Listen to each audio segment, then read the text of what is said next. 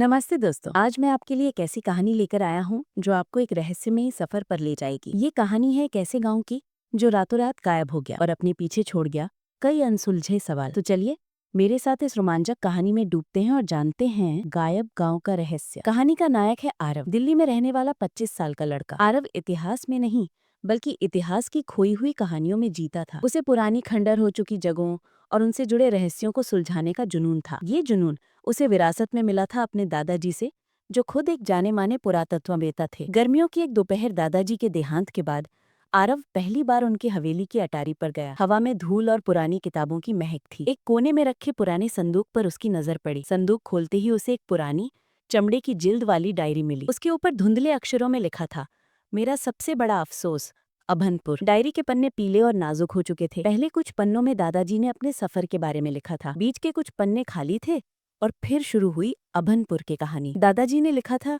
ये बात तब की है जब मैं तुम्हारी उम्र का था। पहाड़ों के बीच बसा एक खुशहाल गांव था अभनपुर। वहाँ के लोग मेहनती और स्वाभिमानी थे, लेकिन थोड़े लालची भी। गांव के बीचों बीच एक प्राचीन सूर्य घड़ी थी जिसे गांव वाले अपना भाग्य विधाता मानते थे। किंवदंतियों के अनुसार वो घड़ी स्वयं समय के देवता ने उन्हें भेंट की थी। लेकिन फिर एक रात कुछ ऐसा हुआ कि सुबह होने पर अभनपुर का नामो निशान तक नहीं था। वो जगह एक बंजर मैदान में तब्दील हो चुकी थी। कोई नहीं जानता कि सैकड़ों लोग और उनके घर कहाँ गायब हो गए। मैं वहाँ गया था, लेकिन खाली हाथ लौटा। मुझे आज भी वो खामोशी कचोटती है। डायरी के आखिरी पन्ने पर एक अजीब सा नक्शा और एक पहेली लिखी थी, जहाँ समय रुक जाता है वहीं से रास्ता शुरू होता है। पहिया घूमेगा तो सच सामने आएगा। आरव का दिल जोर जोर से धड़कने लगा। उसके दादाजी का अधूरा काम अब उसका जुनून बन चुका था। उसने ठान लिया कि वो अभनपुर के रहस्य से पर्दा उठाकर रहेगा। डायरी में दिए नक्शे और पुरानी रिसर्च की मदद से आरव को उस जगह का पता लगाने में एक हफ्ता लग गया। वो जगह उत्तराखंड की एक दूर दराज के इलाके में थी, जहाँ आज भी लोग जाने से डरते थे। स्थानीय लोग उसे श्रापित भूमि कहते थे। आरव ने अपना बैग पैक किया और उस अनजाने सफर पर निकल पड़ा। बस ने उसे एक छोटे से पहाड़ी कस्बे में उतार दिया, जहां से आगे का रास्ता पैदल ही तय करना था। कस्बे के एक बुजुर्ग ने आरव को चेतावनी दी, बेटा उस वीराने की तरफ मत जाओ, कहते हैं वहां आज भी गायब हुए लोगों की आत्माएं भटकती हैं। सूरज ढलने के बाद जो भी वहां गया कभी लौट कर नहीं आया। लेकिन आरव के इरादे पक्के थे। जंगल और पहाड़ों के बीच से गुजरता हुआ 2 दिन की मुश्किल चढ़ाई के बाद आरव आखिरकार उस जगह पहुंचा। सामने मीलों तक फैला एक विशाल बंजर मैदान था। हवा में एक अजीब सी उदासी और भारीपन था। उस खामोशी में भी एक अनकहा शोर था, जैसे सैकड़ों दबी हुई कहानियां चीख रही हों। एक पल के लिए आरव को भी डर लगा, लेकिन फिर दादाजी की डायरी की याद आते ही उसकी हिम्मत लौट आई। आरव ने मैदान में घूमना शुरू किया। घंटों की तलाश के बाद उसे जमीन में धंसा एक पुराना कुआं मिला। कुआं पूरी तरह सूख चुका था। उसके पास एक पत्थर पर वही निशान खुदे हुए थे जिनका जिक्र डायरी में था। आरव समझ गया कि वो सही जगह पर है। जैसे जैसे सूरज ढल रहा था, उस जगह का माहौल और भी भयानक होता जा रहा था। ठंडी हवा चलने लगी थी, जिसमें अजीब अजीब सी सरसराहटें थी। तभी आरव की नज़र मैदान के ठीक बीचों बीच एक चीज पर पड़ी। वो जमीन से निकली एक विशाल पत्थर की बनी प्राचीन सूर्य घड़ी थी। उसकी धातु की सुई जंग खाकर एक ही जगह पर अटकी हुई थी। आरव के दिमाग में दादाजी की पहेली गूंजी, जहां समय रुक जाता है वहीं से रास्ता शुरू होता है। उसने अपनी पूरी ताकत लगाकर उस जंग खाई सुई को हिलाने की कोशिश की। पहले तो वो हिली नहीं, लेकिन फिर कट की आवाज के साथ वो घूमने लगी। आरव ने उसे घुमाकर ठीक 12 बजे पर सेट कर दिया। जैसे ही सुई 12 पर पहुंची, एक तेज नीली रोशनी घड़ी के केंद्र से निकली और पूरे मैदान में फैल गई। आरव की आंखों के सामने अंधेरा छा गया। उसका सिर चकराने लगा और उसे लगा जैसे वो किसी गहरी खाई में गिरता जा रहा है। जब उसने आंखें खोली तो सूरज निकल चुका था, लेकिन वो अब किसी वीरान मैदान में नहीं, बल्कि एक भरे पूरे चहल पहल वाले गांव के बीच खड़ा था। मिट्टी के घर, चौपाल पर बैठे लोग, खेलते हुए बच्चे, कुएं पर पानी भरती औरतें। ये अभनपुर था। वो समय में पीछे आ गया था। आरव हैरान और परेशान था। उसने लोगों से बात करने की कोशिश की, लेकिन कोई उसे देख या सुन नहीं पा रहा था। वो उनके लिए एक हवा की तरह था, जो उनके आर पार गुजर सकता था। वो समझ गया कि वो इस समय काल का हिस्सा नहीं है, वो सिर्फ एक दर्शक है। आरव को सब कुछ समझ आ गया।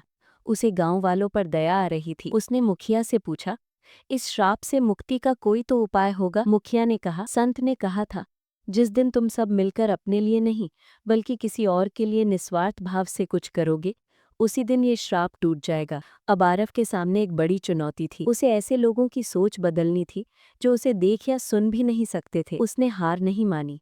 वो जानता था कि वो भौतिक रूप से कुछ नहीं कर सकता, लेकिन शायद अपनी ऊर्जा और विचारों से वो उन्हें प्रभावित कर सकता था। आरव ने गांव में घूमना शुरू किया। वो बच्चों के पास खड़ा होकर उनके खेल को देखता, किसानों को मेहनत करते देखता और मन ही मन उनकी भलाई की प्रार्थना करता। वो मुखिया के पास बैठकर उसे बार बार उसकी गलती का एहसास और निस्वार्थता का मार्ग सुझाता। धीरे धीरे शायद आरव की सकारात्मक ऊर्जा का ही असर था कि गांव के माहौल में एक हल्का सा बदलाव आने लगा। मुखिया के मन में गहरा पश्चाताप जागा। उसने चौपाल पर सभी गांव वालों को इकट्ठा किया। उसने रोते हुए अपनी गलती स्वीकार की और सबको संत के श्राप के बारे में बताया। पहले तो गांव वाले उस पर भड़के, लेकिन फिर उन्हें भी अपनी गलती का एहसास हुआ। उन्होंने तय किया कि वे श्राप तोड़ने के लिए कुछ भी करेंगे। उन्हें याद आया कि पास की पहाड़ी पर एक छोटा सा कबीला रहता है जो हर साल सूखे की मार झेलता है। उन्होंने फैसला किया कि वे आज अपनी फसल का एक बड़ा हिस्सा उस कबीले को दान करेंगे। पूरा गांव इस काम में जुट गया। उन्होंने बैलगाड़ियों पर अनाज लादा और उस पहाड़ी की ओर चल पड़े। आरव भी अदृश्य रूप में उनके साथ था। जब अभनपुर के लोगों ने उस गरीब कबीले को अनाज दिया तो उनकी आंखों में जो खुशी और कृतज्ञता थी वो अनमोल थी। उस रात जब वे वापस लौटे तो वे सब अगली सुबह उसी दिन में जागने को तैयार थे, लेकिन ऐसा नहीं हुआ। जब आरव की आंख खुली तो वो खुद को उसी वीरान मैदान में उस पुरानी सूर्य घड़ी के पास लेटा हुआ मिला।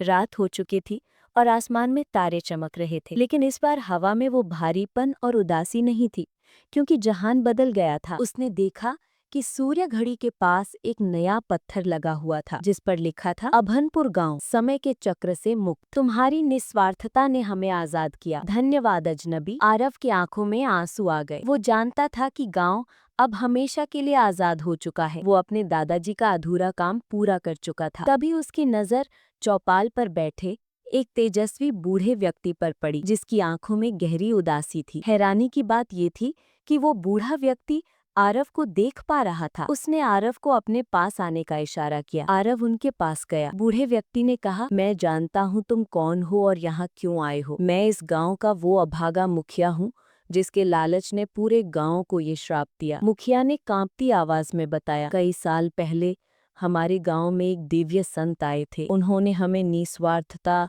और संतोष का पाठ पढ़ाया, लेकिन हमने उनकी बातों पर ध्यान नहीं दिया। हमारे गांव में फसल बहुत अच्छी होती थी और हम अपनी समृद्धि के घमंड में चूर थे। एक दिन हमने संत का अपमान किया और उन्हें गांव से निकाल दिया। जाते जाते उन्होंने श्राप दिया, तुम लोगों को अपनी दौलत और समय पर बहुत घमंड है, तो मैं तुमसे तुम्हारा आने वाला समय ही छीन लेता हूँ। आज के बाद ये गांव हर रात समय के चक्र से मिट जाएगा और हर सुबह उसी दिन में जागेगा। तुम सब यहीं कैद रहोगे जब तक तुम निस्वार्थ सेवा का असली मतलब नहीं सीख जाते। उस दिन के बाद से हम इसी एक दिन को हजारों बार जी चुके हैं। हर रात हमारा गांव गायब हो जाता है और सुबह हम फिर से यहीं होते हैं। हम इस समय के पहिए में कैद हैं। आरव वापस शहर लौट आया, लेकिन अब वो पहले जैसा नहीं था। अभनपुर के रहस्य ने उसे एक बहुत बड़ी सीख दी थी। इस कहानी से हमें ये समझ में आता है कि घमंड और लालच इंसान को समय के ऐसे जाल में फंसा देते हैं जहां वो एक ही गलती को बार बार दोहराता रहता है। लेकिन निस्वार्थ सेवा, दया और पश्चाताप में इतनी शक्ति है जो समय के पहिए को भी सही दिशा में घुमा सकती है। हमारी असली दौलत वो नहीं है जो हम अपने लिए जमा करते हैं, बल्कि वो है जो हम दूसरों को बांटते हैं। तो दोस्तों, ये थी अभनपुर गांव की कहानी, जो हमें सिखाती है कि सच्ची मानवता दूसरों की मदद करने में ही है। अब मैं आपसे पूछना चाहता हूँ, आपको इस कहानी का कौन सा हिस्सा सबसे अच्छा लगा और आपने इस कहानी से क्या सीखा? मुझे नीचे कमेंट करके जरूर बताइए, क्योंकि आपके विचार मेरे लिए बहुत मायने रखते हैं। अगर आप ऐसी ही रहस्य, रोमांच और अच्छी सीख देने वाली कहानियों की दुनिया में मेरे साथ बने रहना चाहते हैं, तो चैनल को सब्सक्राइब करना बिल्कुल न भूलें। और हाँ, उस घंटी वाले आइकॉन को भी दबा दीजिए ताकि आपको मेरी अगली कहानी की सूचना सबसे पहले मिले। हम जल्द ही मिलेंगे एक नई और भी दिलचस्प कहानी के साथ। तब तक अपना ख्याल रखिए। धन्यवाद।